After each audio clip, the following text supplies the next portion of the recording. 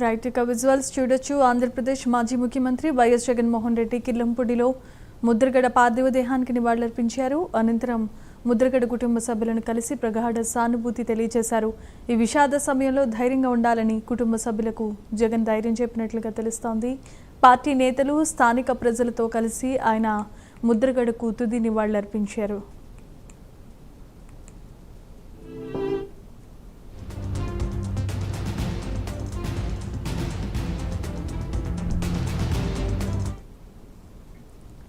ఆంధ్రప్రదేశ్ రాజకీయాల్లో ముద్రగడ పద్మనాభం పేరు ప్రత్యేకంగా వినిపించడానికి ప్రధాన కారణం ఆయన రాజకీయ జీవితం మాత్రమే కాదు, కాపు సామాజిక వర్గం తరపున చేసిన ఉద్యమాలు కూడా. దశాబ్దాలుగా ప్రజా జీవితంలో కొనసాగిన ఆయన వివిధ దశల్లో ఎమ్మెల్యేగా, మంత్రిగా, ఉద్యమ నాయకుడిగా పనిచేశారు. తూర్పుగోదావరి జిల్లాకు చెందిన ముద్రగడ పద్మనాభం యువకుడిగానే రాజకీయాల్లోనికి అడుగుపెట్టారు. ప్రజా సమస్యలపై స్పందిస్తూ స్థానిక స్థాయిలో తనకంటూ ప్రత్యేకమైన గుర్తింపును తెచ్చుకున్నారు. అనంతరం రాష్ట్ర రాజకీయాల్లో కీలక నాయకుడిగా ఎదిగారు. ప్రజలతో ప్రత్యక్షంగా మమేకమయ్యే ఆయన పనితీరు, స్పష్టమైన అభిప్రాయాలను వ్యక్తపరిచే శైలి ఆయనకు ప్రత్యేకమైన గుర్తింపును తీసుకొచ్చాయి. ముద్రగడ రాజకీయ జీవితంలో పలు రాజకీయ పార్టీలతో అనుబంధాలు ఉన్న కాలాలు కూడా ఉన్నాయి. ఆయా కాలాలలో అధికార, ప్రతిపక్ష పాత్రలో పనిచేస్తూ రాష్ట్ర రాజకీయ పరిణామాలను దగ్గరగా చూశారు. కాలానుగుణంగా ఆయన రాజకీయ వైఖరిలో మార్పులు వచ్చినప్పటికీ కాపు సామాజిక వర్గానికి సంబంధించిన అంశాలపై మాత్రం నిరంతరం తన అభిప్రాయాన్ని వెల్లడిస్తూ వచ్చారు.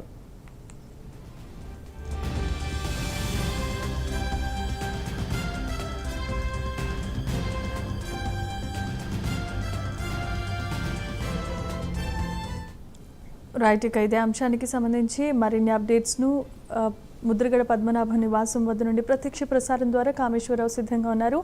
కామేశ్వరరావు. ఎస్ జనీమా, మరి కొద్దిసేపట్లో ముద్రగడ అంతిమ సంస్కారం ప్రారంభంగానుంది. ఇప్పుడే మరి కొద్దిసేపటి కింద ఏపీ డిప్యూటీ సీఎం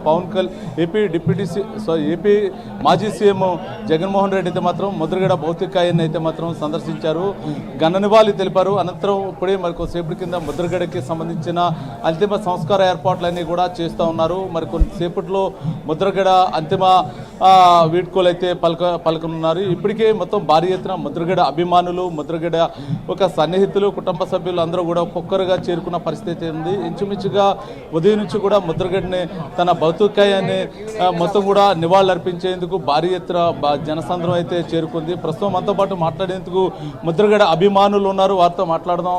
ఏంటి ఇప్పుడు ముద్రగడ గారు లేరు, కాపుద్యమం ఏమవుద్ది, ఏంటి కాపు సంబంధించి ఆయనకి మీకున్న అనుబంధం ఏంటి? సార్, అందరూ కాపు ఉద్యమం గురించి చెప్పుకుంటున్నారు కానండి, ఆయన అన్ని కులాలకి సంబంధించి అందరికీ పనులు చేశారండి. నిజంగా చెప్పాలంటే ఆయన దగ్గరికి వెళ్ళి అడిగిన ప్రతి ఒక్కరికి కూడా ఆయన పని చేశారండి. మేము వైఎస్ఎస్ అండి, కిర్లంపూడిలో మేము మా అమ్మవారి గుడి వాసవి కన్యకా పరమేశ్వరం వారి గుడి కట్టుకుంటా అంటే మాకు ఏనిగి సెంటర్లో సైట్ ఇప్పించారు. అదేవిధంగా ఎంపీ గ్రాంట్స్ ఇప్పించారు.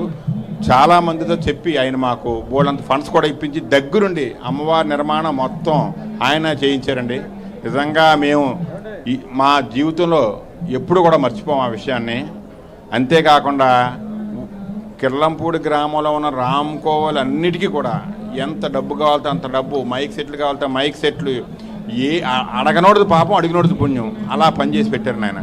నిజంగా ఆయన లేనటువంటిది చాలా లోటుని మా అందరికీ. అంతేకాకుండా మనం రాజకీయ జీవితంలో, రాజకీయ చరిత్రలో ఇటువంటి నిస్వార్థమైనటువంటి నాయకుడిని, ఇటువంటి అవినీతి మచ్చలేని నాయకుడిని మనం ఇంకా చూడలేము. నభూతో నభవిష్యత్తు మనం బతికుండగా ఇటువంటి నాయకుడిని చూడడం అనేది కష్టమండి. ఇంకా నిజాయితీకి నిలువుటర్థం ఏదంటే ముద్రగడ పద్మనాభం గారి పేరు చెప్పాలి. అంత మంచి నాయకుడు ఆయన.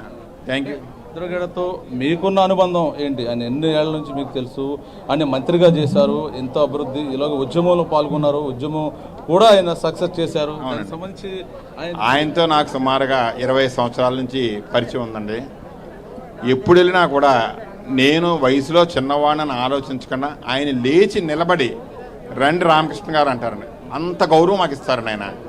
కాపు ఉద్యమం అనేది ఒక విధంగా చెప్పాలంటే ఆయన రాజకీయ జీవితాన్ని పాడు చేసుకున్నారేమో కాపు ఉద్యమం వలన అనేది మా అభిప్రాయం. ఆయన నెగ్గినటువంటి ఆయన అధిరోహించిన పదవులు, ఆయన చేపట్టిన పదవులు కానీ అన్నీ కూడా ఆయన కాపు ఉద్యమం రాకముందే మొదలుపెట్టక ముందు చేసినవండి. ఆయన కాపు ఉద్యమం మొదలుపెట్టిన తర్వాత ఆయన రాజకీయ జీవితం యాక్చువల్గా చెప్పాలంటే సమాధి అయిపోయినట్టు లెక్కండి. కాపు ఉద్యమం వలనే ఆయన యొక్క స్థాయిని తగ్గించుకోవాల్సి వచ్చింది.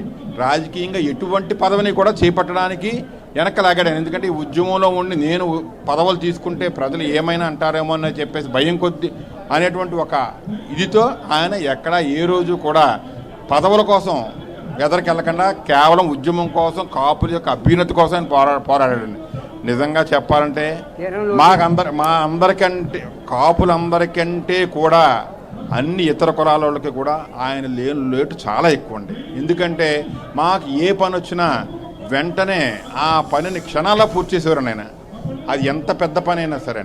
అదేవిధంగా వాళ్ళ కాపు లోకానికి కూడా ఆయన లేని లోటు మామూలు లోటు కాదు. ఇప్పుడు దాకా ఒక పెద్ద దిక్కు, ఏ సమస్య వచ్చినా చెప్పుకోవడానికి కాపులందరికీ ఒక పెద్ద దిక్కు కింద ఉండేవారు. ఈరోజు అటువంటి పెద్ద దిక్కు కోసం ఎత్తుక్కోవాల్సిన పరిస్థితుల్లోకి కాపు లోకం వెళ్ళిపోయిందని నా అభిప్రాయం అండి. చెప్పండి, ఈ ముద్రగడ గారితో మీకున్న అనుబంధం.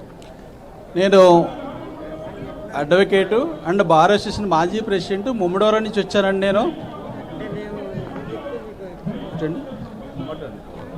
నేను నా పేరు వడ్డీ నాగేశ్వరరావు అండి, అడ్వకేట్ ఒరిజినల్గా, బిలాంగ్స్ టు ఎస్సీ.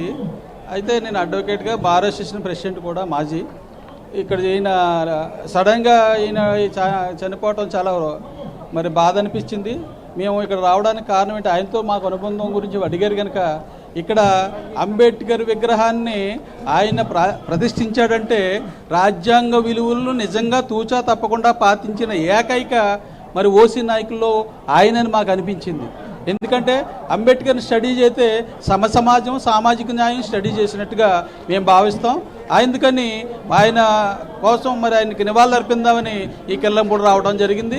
మరి ఆయన స్టాట్యూ ఓపెన్ చేసినప్పుడు ఆయనతో కూడా ఉన్నాం, ఆ కడ వరకు ఉన్నాం. మరి అదేవిధంగా బుచ్చి మహేశ్వరరావు గారు కూడా ఆయనతో మేము ఇక్కడికి వచ్చి 2-3 సార్లు ఆయనతో కలవడం జరిగింది. ఆ విధంగా ఆయనతో మాకు అనుబంధం జరిగిందండి.